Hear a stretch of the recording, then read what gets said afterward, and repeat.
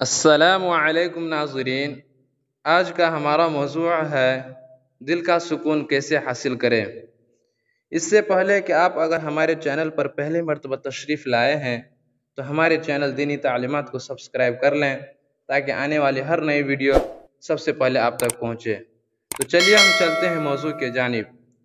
ناظرین، آج ساری دنیا میں، پوری کائنات میں ایک عالمگیر بے چینی پائی جا رہی ہے، بے اطمینانی اور اضطراب کی ایک لہر آئی ہوئی ہے۔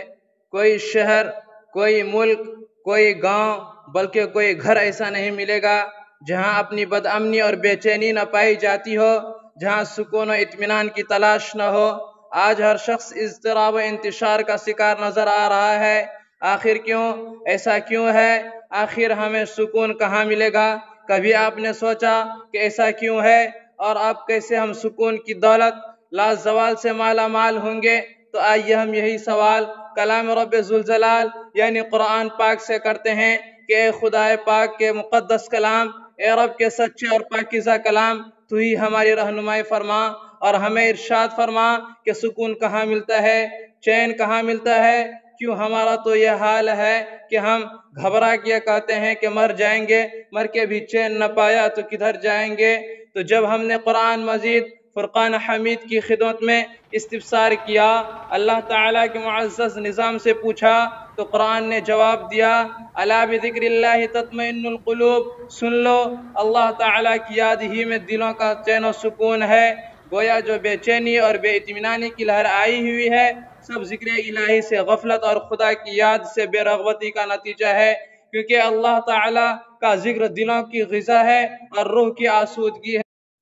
تو جب دل اپنی غذا نہیں پائے گا، روح اپنی خوراک نہ حاصل کرے گی، تو یقیناً بے چین و بے قرار ہوگی، سکون کی دولت لازوال سے محروم ہوگی۔ تو معلوم ہوا کہ آج عالم میں پھیلی ہوئی بے چینی اور ہر طرف چھائی ہوئی پریشانی و حیرانی صرف اسی وجہ سے ہے کہ ہم نے، ہمارے دل نے اپنی روحانی غذا کا استعمال ترک کر دیا۔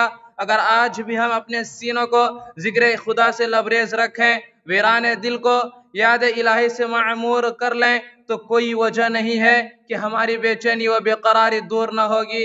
یاد کر غافل، خدا کو یاد کر، دل کی اجری بستیاں آباد کر۔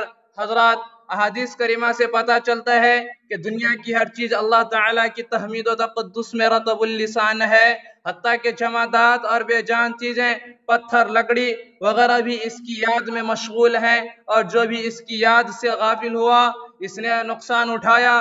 چنانچہ ایک حدیث پاک میں ہمارے آقا صلی اللہ علیہ وسلم کا ارشاد ہے کہ کسی درخت پر کلہاڑا اسی وقت چلتا ہے جبکہ وہ ذکر الہی سے غفلت اختیار کرتا ہے، اور جو جانور یاد خدا سے غافل ہو جاتا ہے وہ ذبح کر دیا جاتا ہے۔